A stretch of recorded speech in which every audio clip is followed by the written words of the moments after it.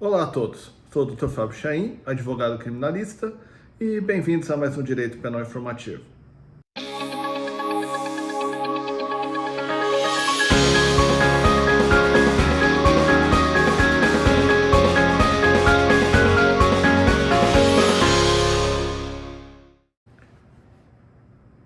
No vídeo de hoje falaremos sobre cumprimento de pena.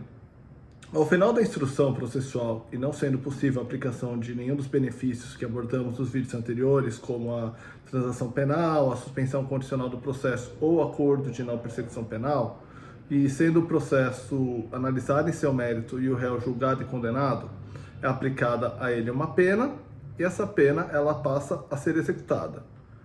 No vídeo de hoje, particularmente, falaremos sobre as penas de multa e as penas restritivas de direito, não com relação a como elas funcionam, mas como elas são executadas.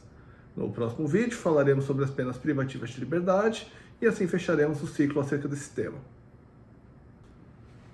Como a forma de tornar o vídeo de hoje um pouco mais didático, trataremos das penas de multa e restritivas de direito e a sua execução, ou seja, o seu cumprimento, por meio de exemplos hipotéticos baseados em crimes específicos. No primeiro exemplo de hoje, trataremos da contravenção penal de perturbação da paz e do sossego alheio, previsto no artigo 42 do Decreto-Lei 3688 de 41. Essa contravenção penal possui pena prevista de 15 dias a 3 meses de prisão simples ou, e isso é muito importante, multa.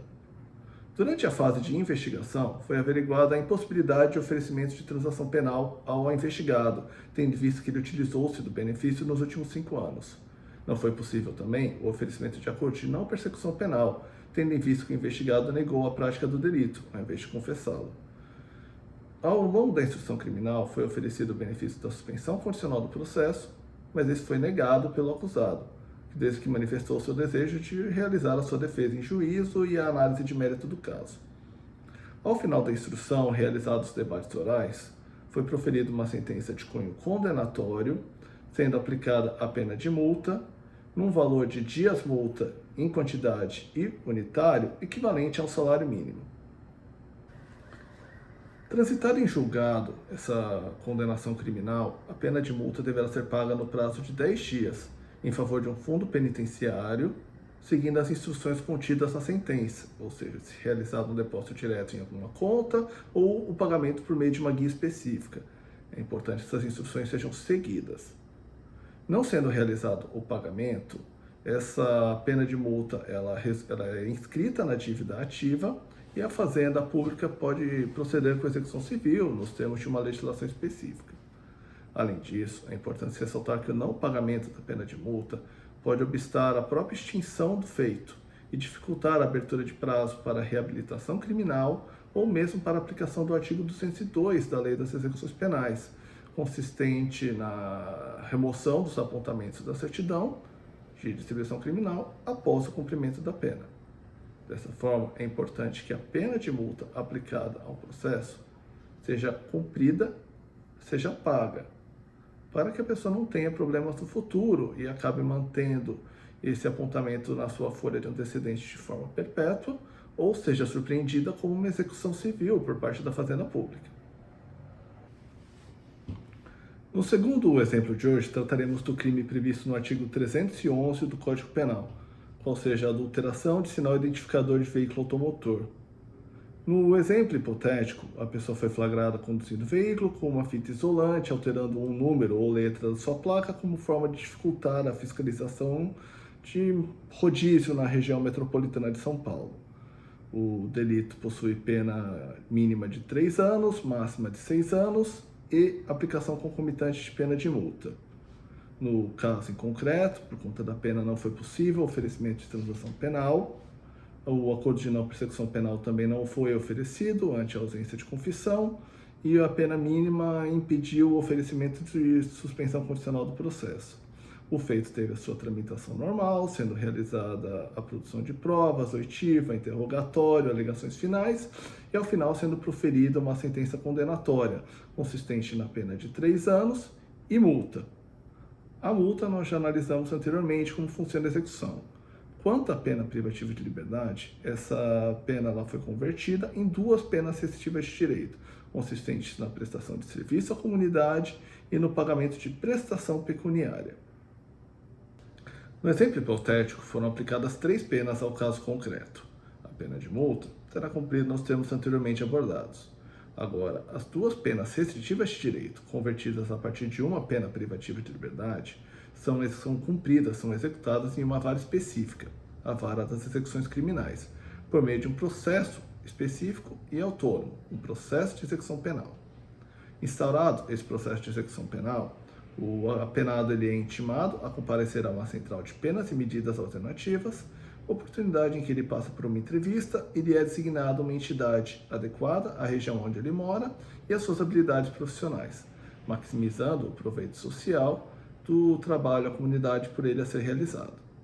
Essa fiscalização é realizada pela própria Central de Penas e Medidas Alternativas por meio de um relatório mensal enviado pela entidade onde esse serviço é prestado. Esse serviço à comunidade ele é prestado numa relação de 1 hora de trabalho à comunidade para cada dia de pena, sendo limitado ao máximo de 7 horas semanais. Porém, nas hipóteses em que a pena seja superior a 1 ano e a conversão acabe sendo superior a 1 ano, é facultado ao apenado cumprir mais horas por semana, de forma a antecipar o cumprimento dessa pena, desde que não reduza a menos da metade. A pena de prestação pecuniária, por sua vez, é liquidada na própria execução penal, por meio de um cálculo atualizado acerca dos valores a serem quitados, sendo intimado o apenado para pagamento.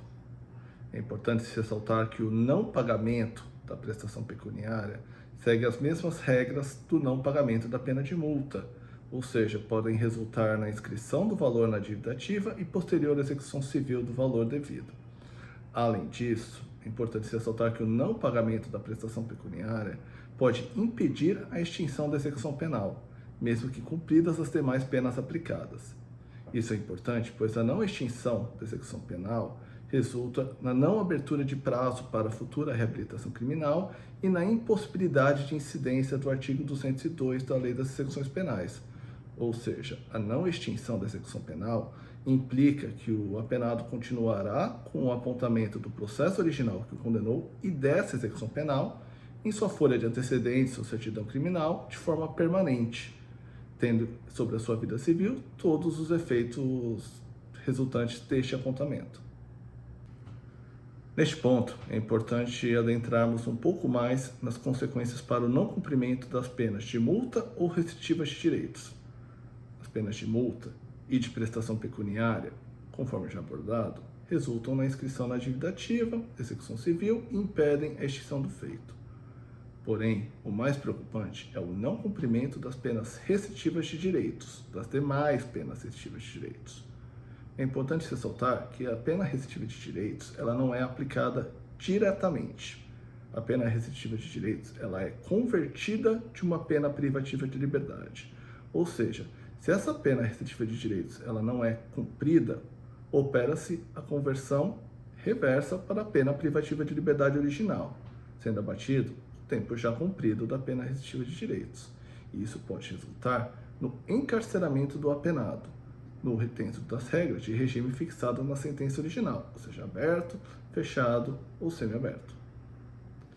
No vídeo de hoje falamos sobre cumprimento de pena, com foco específico nas penas de multa e restritivas de direitos. Para tal, abordamos 2 exemplos hipotéticos e a maneira como a pena aplicada a cada um deles é executada, bem como tratamos das consequências para o apenado do seu não cumprimento. No próximo vídeo, falaremos sobre penas privativas de liberdade, ou seja, sobre a maneira como se opera o cumprimento nos regimes fechados, semiaberto e aberto. Agradeço a presença de todos e até o próximo vídeo.